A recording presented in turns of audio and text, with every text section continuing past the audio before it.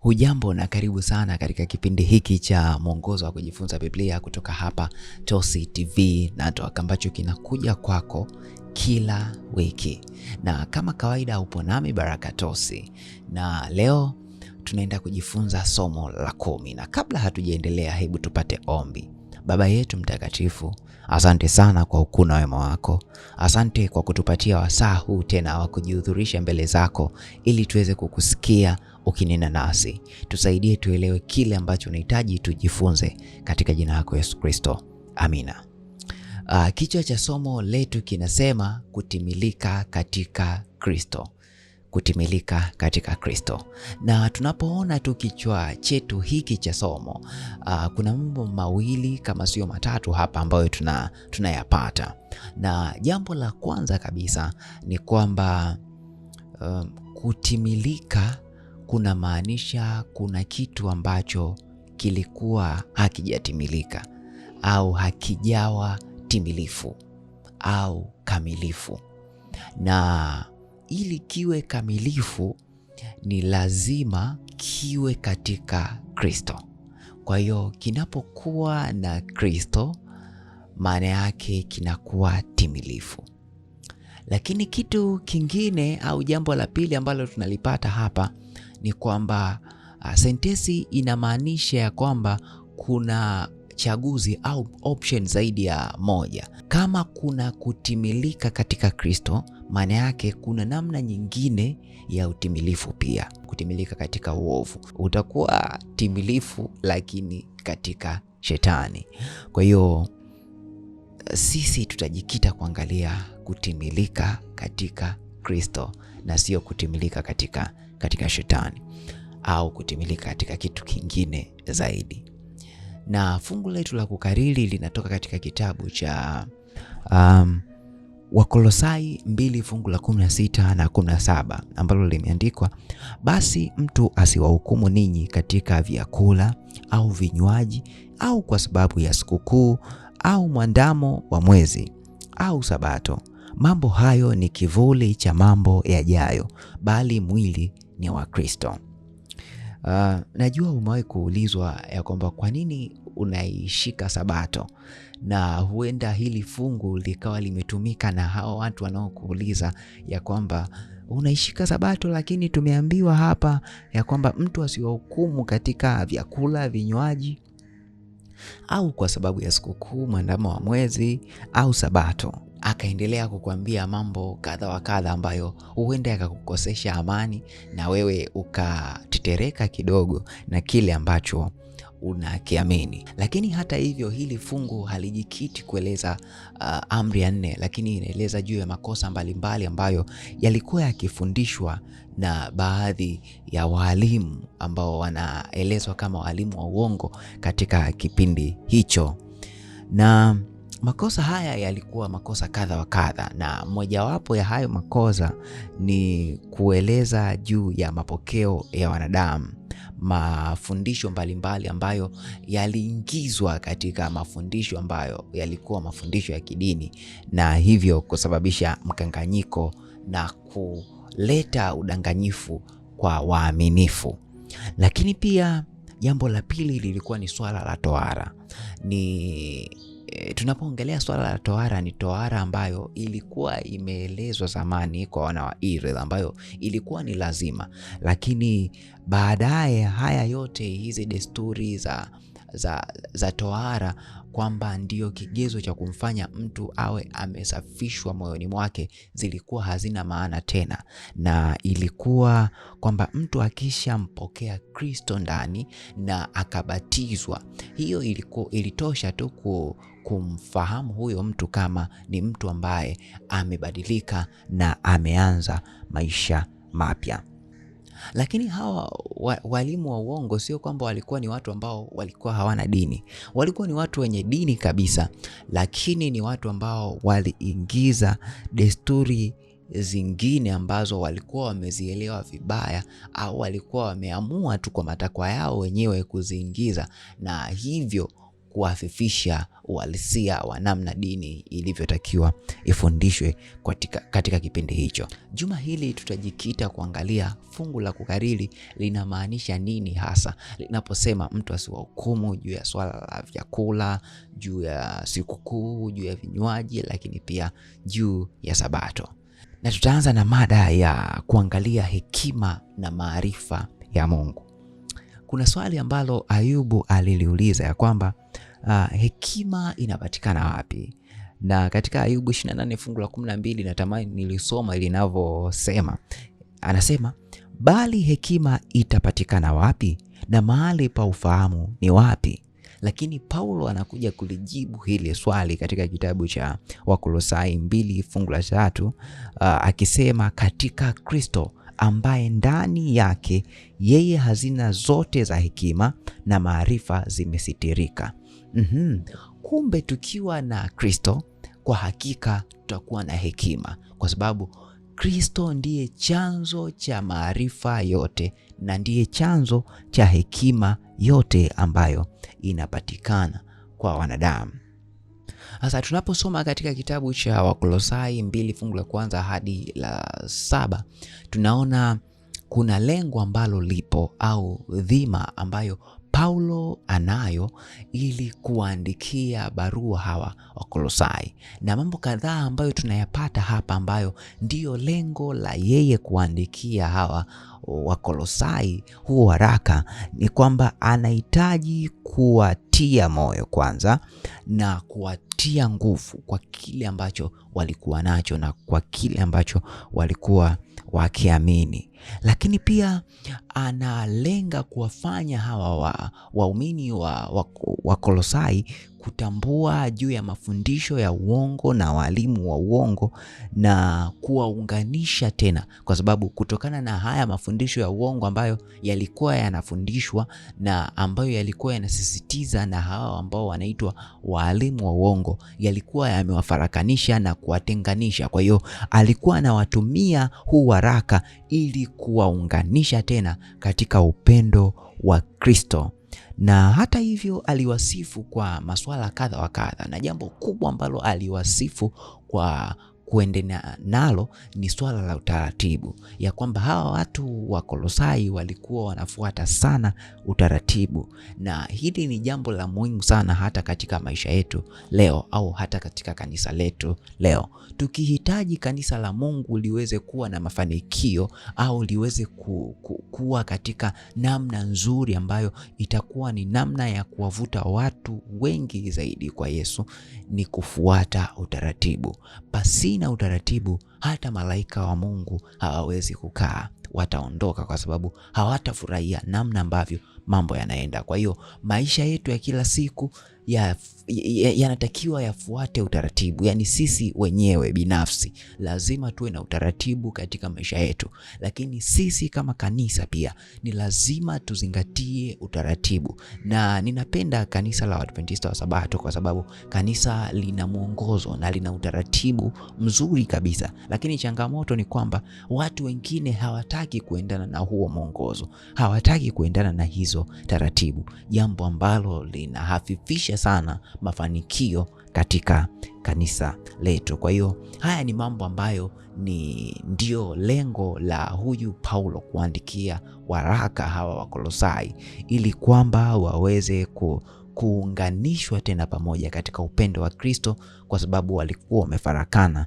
na wameacha kabisa kile ambacho ndicho ambacho Roho Mtakatifu alikuwa anakitegemea kutoka kwao. Tukiachana sasa na lengo, hebu tuangalie mambo kadha wa kadha kutoka katika kitabu hiki cha Wakolosai 2, kwa sababu juma hili tunaangalia sana Wakolosai 2. Kuna mada nyingine inayosema wenye shina na kukua katika Kristo. Wenye shina na wenye kukua katika Kristo. Kuna jambo kubwa ambalo Paulo analitumia katika hii sura ya Wafilipi 2, hasa anapoeleza watu wa Mungu kama mti. Natamani nisome katika kitabu cha Wakolosai 2 fungu la 7. Hapa Paulo ameandika kama ifuatavyo: wenye shina na wenye kujengwa katika yeye, mmefanywa imara kwa imani, kama mlivyofundishwa, mkizidi kutoa shukrani. Anaeleza ya kwamba tumefanywa mti ambao umejikita katika shina. Katika Wakolosai 2:6 ameandika, basi kama mlivyompokea Kristo Yesu Bwana, enendeni vivyo hivyo katika yeye. Kumbe Kristo Yesu ndiye shina, na kama tulivyompokea yeye, ni lazima tuenende kama yeye anavyotaka. Na yeye anataka tuenende kivipi? Anahitaji tuenende kwa kufuata mafundisho yake yeye, kwa sababu ndiyo ambayo yatatufanya tuweze kuishi na tuweze kuwa na mafanikio siku kwa siku. Zaidi ya kitu kingine chochote, kumkubali Kristo kuna maanisha kuifia nafsi na kujisalimisha kwa Kristo kikamilifu, yeye aliye hai. Kristo ni neno na ni neno lililo hai, na huyu neno aliye hai hana tofauti kabisa na neno lililoandikwa ambalo ndilo neno la Mungu, Biblia. Kwa hiyo Yesu huyu aliye hai hatenganishwi na neno lililoandikwa, yani Biblia, pande mbili ambazo zipo katika sarafu moja.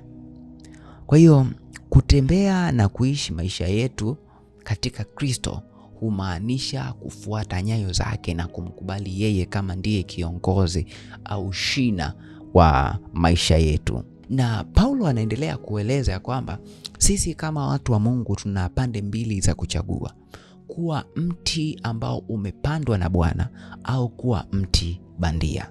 Na tunaelezwa ya kwamba mti uliopandwa na Bwana katika Isaya 61:3 wenyewe utaendelea kukua, na utakavyokuwa utafikia point ambao utatoa matunda, na matunda yake yatakuwa ni matunda mema. Lakini mti bandia wenyewe unaonekana kama mti, na ukiwa mbali utauona kama mti ambao ni wa kudanganya tu macho, lakini utakapousogelea ni mti ambao utapigwa na vumbi na utachafuka, na utakuwa hivyo, hautakuwa na hautaweza kuwa na mwendelezo wowote, na hatimaye utakuja tu kuharibika na kupotea kabisa. Na kwa ufupi, kinachomaanishwa hapa katika Paulo ni kwamba kukubali mafundisho yasiyo ya kibiblia inamaanisha kumkataa Kristo na kumkataa Roho wake, kwa sababu wale wanaoyaamini mafundisho ya uongo ni kwamba wanakubali injili tofauti na kile ambacho Mungu anatamani wanadamu waishi kwacho, na wanakubali na kuyapokea mamlaka ya kibinadamu na sio mamlaka ya Mungu kama ndicho kigezo chao cha kuwaongoza. Na hii ilikuwa ni hatari sana kwa kanisa hili la awali, lakini ndiyo hatari hata kwa kanisa letu la leo, kwamba kuna mafundisho fulani ambayo yanaingizwa katika kanisa, na yanapoingizwa yanaleta chachu mbaya ambayo inaharibu namna ambavyo Mungu anatamani kanisa lake ndivyo liwe. Sasa kuna mada nyingine hapa ambayo inasema iligongomelewa msalabani, na hapa natamani tusome katika kitabu cha Wakolosai 2:11 hadi 15. Neno la Mungu limeandikwa, katika yeye mmetahiriwa kwa tohara isiyofanyika kwa mikono, kwa kuvua mwili wa nyama kwa tohara ya Kristo, mkazikwa pamoja naye katika ubatizo, na katika huo mkafunuliwa pamoja naye na kuziamini nguvu za Mungu aliyemfufua katika wafu. Na ninyi mlipokuwa mmekufa kwa sababu ya makosa yenu na kutokutahiriwa kwa mwili wenu, aliwafanya hai pamoja naye, akiisha kutusamehe makosa yote, akiisha kuifuta ile hati iliyoandikwa ya kutushtaki kwa hukumu zake, iliyokuwa na uadui kwetu, akaiondoa isiwepo tena, akaigongomea msalabani. Akiisha kuzivua enzi na mamlaka na kuzifanya kuwa mkogo kwa ujasiri, ukizishangilia katika msalaba huo. Sasa haya maandiko ambayo nimeyasoma hapa, na nimetamani nilisome fungu kabisa, kwa sababu yamekuwa yakitumiwa sana vibaya na kueleza juu ya swala la Sabato ya kwamba haina maana tena kwa sababu yenyewe ilishaondolewa na kugongomelewa msalabani, jambo lisilo sahihi. Ili kuelewa haya maandiko vizuri, ni lazima tufahamu tafsiri hizi mbili ambazo zinaeleza maandiko haya. Kwanza, moja, ni lazima tuelewe ya kwamba hati iliyogongomelewa msalabani ni nini. Hii ni orodha ya mashtaka mbalimbali ambayo yalikuwa yanatengeneza uadui wetu, na hii ni sawa kabisa na maandishi ambayo Pilato aliandika na akayaweka pale msalabani, yaliyokuwa yameandikwa juu ya kumweleza Yesu. Lakini swala la pili, haya maandiko yanaeleza juu ya kaida mbalimbali na sheria ambazo Musa alikuwa ameziandika, na tunaelezwa zilikuwa kama sheria 600 na kitu, ambazo zote zilikuwa zinaelezwa juu ya namna ambavyo wana wa Israeli walipaswa kuishi, ikiwemo masuala ya kafara na ikiwemo masuala mbalimbali ya kutoa sadaka, ambazo zote hizo ziligongomelewa msalabani baada ya Kristo kufa pale msalabani. Kwa hiyo tunapotazama haya maandiko au hizi aya na kwa muktadha wake, tunaona kabisa zinaongelea sheria ambazo zilikuwa zikiongoza muktadha au kaida za kidini.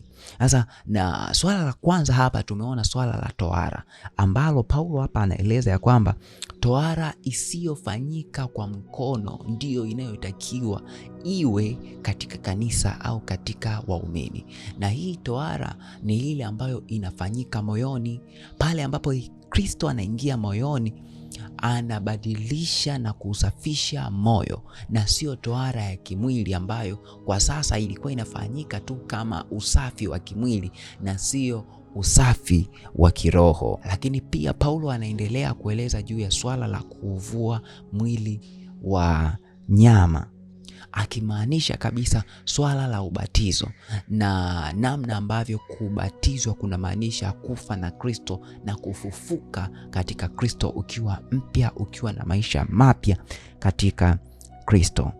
Sasa Paulo alichokuwa anakimaanisha vizuri kabisa kwa kuandika vifungu hivi au aya hizi, alikuwa anamaanisha kama kile ambacho alikimaanisha kwa Waefeso, ya kwamba waumini wa mataifa katika kanisa la Wakolosai hawana haja ya kusumbuka kuhusu kushika sheria zinazohusu mfumo wa kaida za kidini na kafara, ikiwa ni pamoja na tohara, wala kuhusu sheria za usafi zilizoambatana na wajibu kama huo.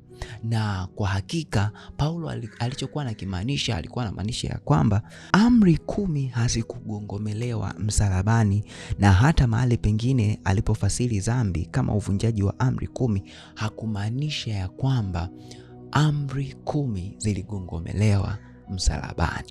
Kuna mada nyingine hapa, kivuli au mwili, na hapa tunaona desturi nyingi ambazo za Kiyahudi zinaelezwa hapa, ambazo Paulo ndizo anazirejelea.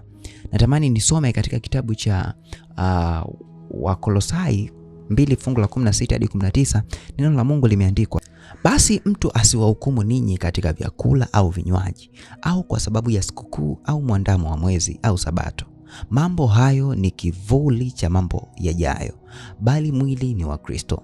Mtu asiwanyang'anye thawabu yenu kwa kunyenyekea kwa mapenzi yake mwenyewe tu na kuabudu malaika, akijitia katika maono yake na kujivuna bure kwa akili zake za kimwili, wala hakishiki kichwa, ambacho kwa yeye mwili wote uliruzukiwa na kuungamanishwa kwa viungo na mishipa, hukua kwa maongeo yatokayo kwa Mungu. Tunaona kuna desturi nyingi hapa za Kiyahudi ambazo ziliendelea. Wayahudi ambao waliongoka kuwa Wakristo, tunaona waliendeleza desturi zao ambazo walikuwa nazo, na hii inafanya Wakolosai 2 fungu la 16 mara nyingi ieleweke vibaya. Na ili kuelewa vizuri sasa, ni lazima tujikite kuangalia kwa undani hii ilikuwa inamaanisha nini. Tukianza na neno basi ambalo Paulo analitumia akimaanisha kuhitimisha, yani kwamba kuanzia fungu la 11 kule hadi 15 kuna mambo mengi ambayo ameyaeleza. Sasa anapofika 16 anakuja kuhitimisha ya kwamba basi au hitimisho ni kwamba mtu asiwahukumu kwa hivi na hivi na hivi, akieleza yale yote ambayo amekuwa akiyaeleza hapo juu, ikiwemo tohara, masuala ya vyakula, masuala ya sikukuu na masuala ya Sabato. Sasa nahitaji nianze kitu kimoja kimoja hapo. Tukianza na tohara, tumeangalia kabisa ya kwamba tohara sasa inamaanisha kutairiwa kwa moyo na sio tohara ya kimwili au kutairi kwa kimwili vile ambavyo ilikuwa ikifanyika. Lakini kuhusu vyakula pia, hii inarejelea sadaka za vinywaji na unga ambazo zilikuwa zikifanyika kwa kutoa kwa Mungu kama msamaha wa dhambi. Tunafahamu kabisa kulikuwa na sadaka ya vinywaji na sadaka za vyakula ambazo zilikuwa zikifanyika na Waisraeli, na pale ambapo msalabani Yesu aliposema imekwisha na pazia la hekalu kupasuka, hii ilikuwa inamaanisha haya yote yalikuwa yameishwa, ikiwemo sikukuu ambazo ndizo sikukuu ambazo zinaelezwa katika kitabu cha Hosea 2 fungu la 11 kwamba hizi zote zitaondoshwa. Natamani nisome hii Hosea 2 fungu la 11. Imeandikwa, tena nitaikomesha furaha yake yote na sikukuu zake za mwandamo wa mwezi na Sabato zake na makusanyiko yake yote yaliyoamriwa. Kumbe kulikuwa na sikukuu za mwandamo wa mwezi, lakini pia kulikuwa na sikukuu za Sabato. Yaani hapa hatumaanishi Sabato ya siku ya 7, no, lakini tunamaanisha zile sikukuu ambazo nazo zilikuwa zinaitwa Sabato. Na hizi tunaziona katika kitabu cha Mambo ya Walawi. Hizi zilikuwa ni Sabato za kikaida. Natamani nisome pia Mambo ya Walawi 23 fungu la 11 hapo na kuendelea. Naye atautikisa mganda mbele za Bwana ili kwamba ukubaliwe kwa ajili yenu siku ya pili baada ya Sabato, kuhani atautikisa. Natamani nisome pia fungu la 24. Imeandikwa, nena na wana wa Israeli waambie, mwezi wa 7 siku ya kwanza ya mwezi kutakuwa na kustarehe kabisa kwenu, ni ukumbusho wa kuzipiga baragumu, ni kusanyiko takatifu. Tena fungu la 32 pia, itakuwa kwenu Sabato ya kustarehe kabisa, nanyi mtazitesa nafsi zenu siku ya 9 ya mwezi wakati wa jioni, tangu jioni hata jioni mtaishika hiyo Sabato yenu. Unaona kabisa hizi sio Sabato zile za siku ya 7 ya juma. Hizi zilikuwa ni sikukuu ambazo nazo zilikuwa zinaitwa pumziko, yani Sabato. Kwa hiyo hizi zote unaona zilikuwa ni sikukuu ambazo zilikuwa zimetengenezwa tu kwa ajili ya wana wa Israeli, na baada ya Kristo kufa pale msalabani, kama Hosea ilivyoandikwa, ni kwamba haya yote yalikuwa yamekwisha au hayana maana tena. Lakini ile Sabato ambayo ilianzishwa Edeni, Sabato ya siku ya 7, tunaambiwa ni agano la milele. Hii haiwezi kusimamishwa kwa namna yoyote, inatakiwa iendelee kushikwa. Kwa hiyo haihusiki kabisa na hizi sikukuu ambazo ndizo ziliondolewa. Kwa hiyo kwa wale ambao wanasema hili fungu linamaanisha siku ya Sabato, la hasha. Hii haimaanishi siku ya Sabato ya siku ya 7, la hasha. Ni sikukuu ambazo zilikuwa ni kaida za wana wa Israeli. Sasa hebu tuangalie mada nyingine hapa ambayo inasema maagizo ya wanadamu. Kuna mafundisho mengi ambayo tunayaona wana wa Israeli walikuwa nayo, na tunaona Wayahudi wanaendelea kuyashika, na sasa wanakuja wanaingiza katika dini, na sio kuyaingiza tu. Wayahudi pia waliongezea maelekezo yao ili kushika haya maagizo ya Musa, na wanapoziingiza sasa katika dini tena, katika Ukristo tena, wanakuwa wanakosea na kuzifanya ziitwe maagizo ya wanadamu na sio maagizo ya Mungu. Kwa sababu ingawa kwanza zilikuwa zimetolewa na Mungu, au maagizo haya yalikuwa yametolewa na Mungu kwa ajili ya wana wa Israeli, maagizo na hizi sheria ambazo walikuwa wanazishika zilikuwa hazina maana tena, kwa sababu zilikuwa zimetimiza haki yake na zilikuwa hazihitajiki tena. Kwa hiyo ni lazima tujiulize ya kwamba ni kwa nini sasa zilitakiwa ziondoshwe. Natamani ninukuu hapa maneno haya. Kwa hakika inaonekana kwamba zilikuwa zinakuwa mzigo kwa imani, kinyume na kitu ambacho kingeizidisha. Ni rahisi sana kuanza kuangalia kufanya mambo haya yote kama si tu kujifanya kuwa bora kuliko wale wasioyafanya, jambo ambalo ni baya kabisa, lakini pia huenda hata kiwerevu kwa namna fulani kama anayestahili wokovu, mtego ambao hatutaki kuingia. Kwa hiyo mambo mengi na maagizo mengi ambayo yalikuwepo, ambayo yalikuwa yametokana na sheria za Musa na masuala ya sikukuu ambazo zilikuwa Mungu ameziagiza, lakini kwa sababu zilikuwa zimetimiza haki yake, zilikuwa hazina maana tena, na ndicho ambacho kilikuwa kikizungumzwa katika fungu letu kuu, na sio amri ya siku ya saba wala taratibu ambazo zipo katika amri 10 ambazo watu wengi wamekuwa wakizitumia kwa ajili ya kuafifisha uhalisia wa kuitunza siku ya Sabato. Tunapoenda kumaliza somo letu, natamani nisome nukuu hapa fupi ya kwamba kutoka katika kitabu cha Matendo ya Mitume sehemu ya 2 ukurasa wa 150 na 151. Mfuasi wa Kristo atakumbana na maneno ya bembelezayo, na kwa maneno kama hayo mtume alikuwa amewaonya waumini wa Kolosai. Atakumbana na tafsiri za maandiko zenye msukumo wa imani za kuongea na waliokufa, lakini haikumpasa kuzipokea. Sauti yake yapaswa kusikika kwa ufasaha na uthabiti, kutetea kweli za milele za Biblia na sio vinginevyo. Mungu anahitaji leo tusimame katika kutetea kweli ambazo Biblia ndiyo inazozisema. Hatupaswi kutengeneza au kukubali mafundisho ambayo sio kile ambacho neno la Mungu linatusia kwamba sisi kama watu wa Mungu tunapaswa kufuata. Leo hii Mungu anahitaji kuona watu wale ambao watasimama kuishikilia kweli, watakao simama kuieleza kweli kama ilivyo, na sio kuleta taratibu au mapokeo ya uongo katika dini. Mungu akubariki unapoamua kuchagua kuwa wakala mkamilifu kwa ajili ya kusimama juu ya kweli za Mungu. Mungu akubariki sana. Basi huu ndio mwisho wa somo letu, na tupate ombi. Na tunapofunga tupate ombi. Baba yetu mtakatifu, tunakushukuru sana kwa kuwa umetufundisha na umetueleza juu ya kweli mbalimbali ambazo hatuna budi kuzifuata. Tusaidie maisha yetu yabadilike na kufuata kile ambacho wewe unahitaji tuenende kwacho.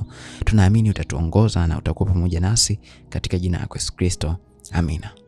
Basi ikiwa haya mafundisho yanakubariki, yanakutia nguvu, kumbuka kulike, kushare na kusubscribe. Mungu akubariki mpaka wakati mwingine. Asante.